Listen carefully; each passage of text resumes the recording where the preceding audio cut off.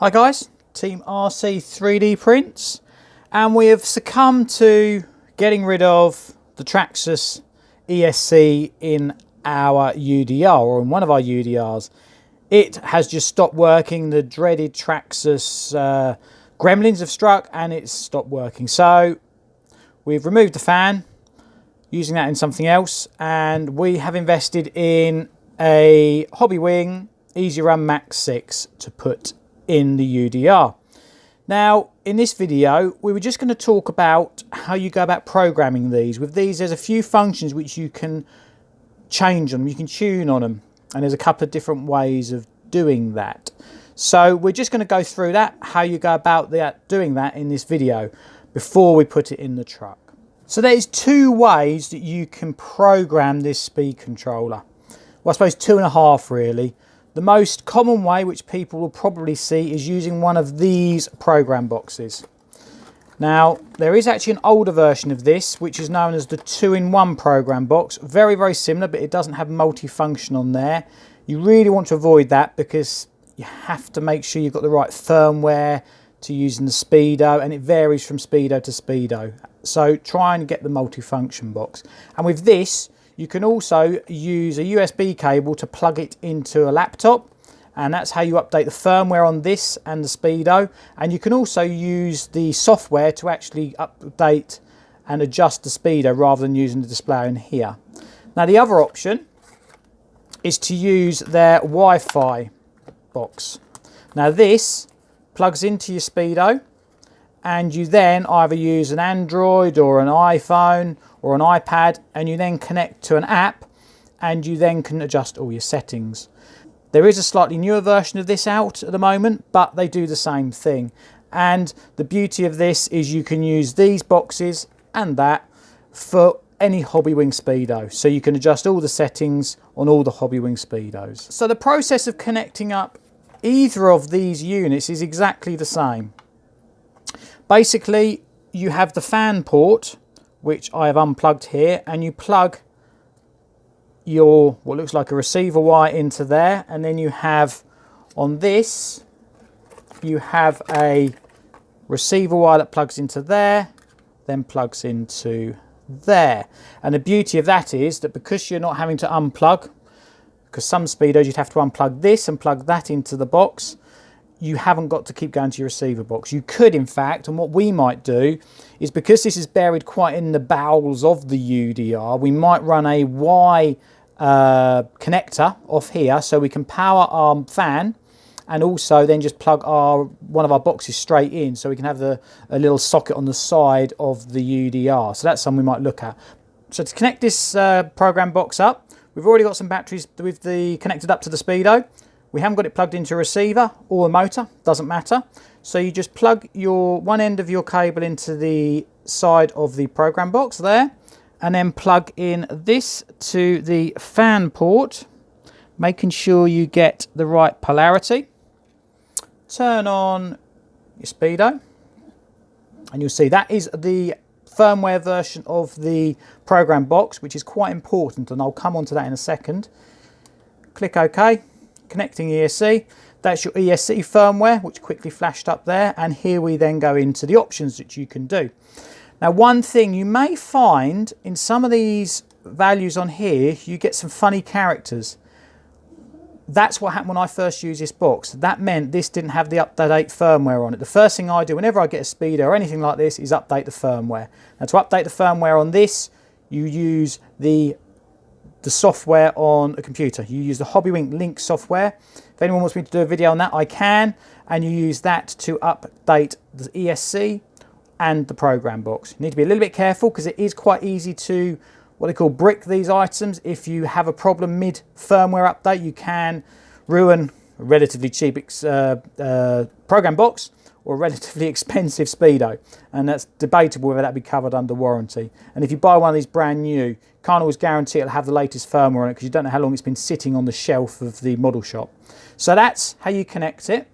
I'm actually not going to show you how the functions work on this. I'm actually going to use this one and use the app because it'll be easier for you guys to see it on camera. But thinking about that, it would be handy just so you can see how this works. So basically, you press the item, which gives you whichever thing you want to change.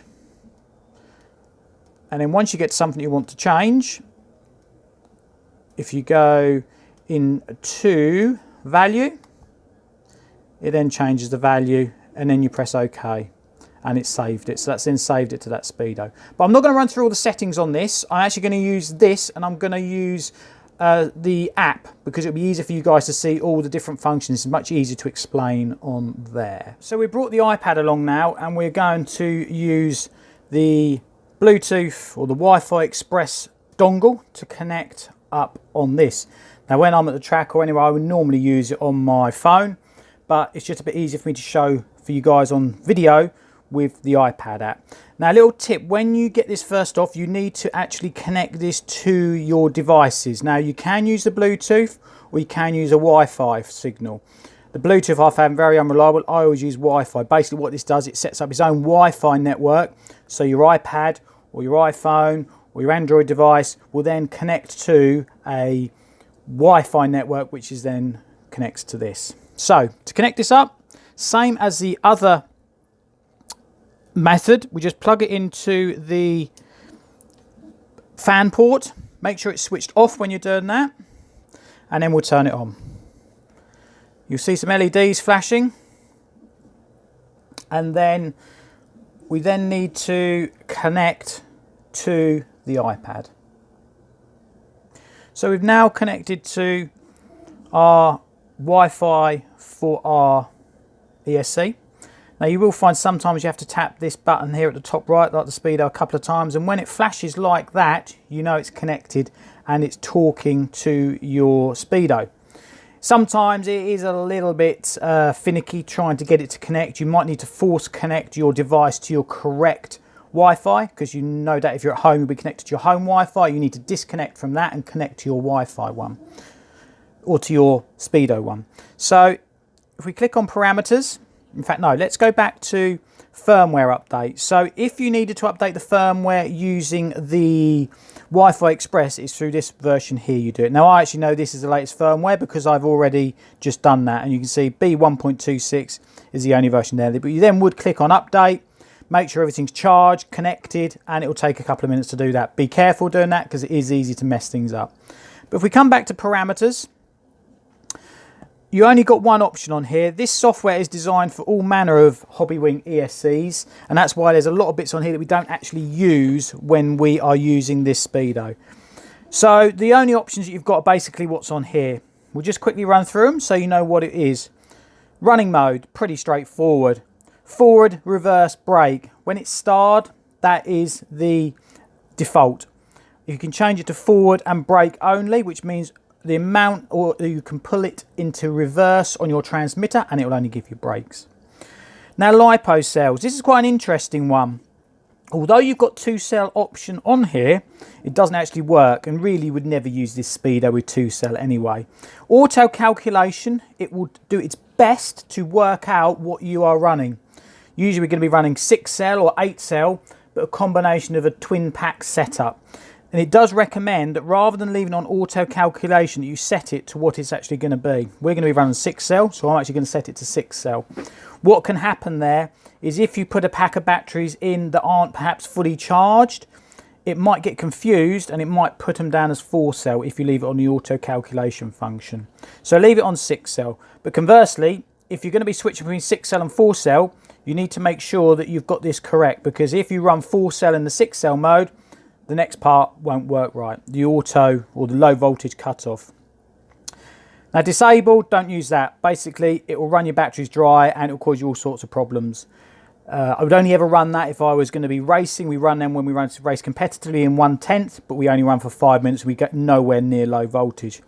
Now the intermediate is a starred, which that's the default. Now reading the instructions for this, I'm not 100% sure how it's calculating all these low voltage cutoffs, so we'll do a little bit of experimentation on that when we got this in the truck.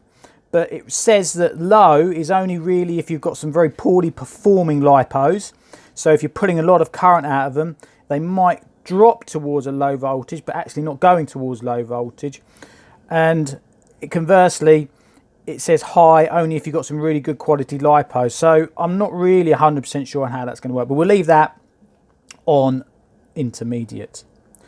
The ESC thermal protection, you've got two options here. So if your speedo or the ESC hits these temperatures, it will shut down.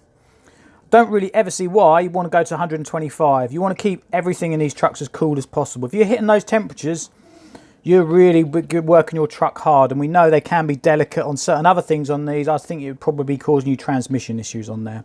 The motor thermal protection is disabled. That would only be relevant if you've got connected up a motor which would be able to tell you the temperatures, and I don't think there's a motor that will fit in the UDR or with the Max series which will work with that. There may be one. Motor rotation, pretty obvious. What way does the motor rotate? Now that's not so critical because you can change it, and obviously it will go in a different direction. But what you can also do on brushless motors that are not censored in the fact that these motors and speeders that we use in these big trucks do not have a sensor wire out of them. You can just swap around two of the power cables that go to the motor and it will go in the opposite direction. So we will just leave that counterclockwise. BSC voltage. 6 volts, leave it at 6 volts. Unless you've put a high voltage servo in it, don't put 7.4. Leave it at 6 volts. If you are putting a high voltage servo in it, obviously go to 7.4 volts. But if you put 7.4 volts in with any of the standard servos, they'll go quicker, but they will burn out.